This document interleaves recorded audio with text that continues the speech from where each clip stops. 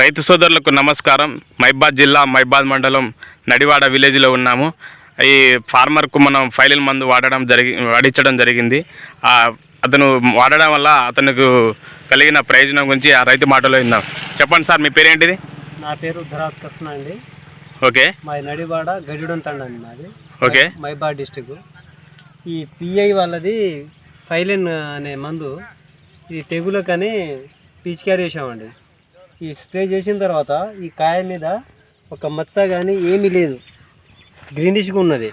Okay, బాగుంది తోట. ఈ మందును మాత్రం కంపల్సరీ ఎవరైనా కొట్టుకోవచ్చు, రైతులు అనేటోళ్ళు. చాలా బాగా నచ్చిందండి. చాలా బాగుందండి.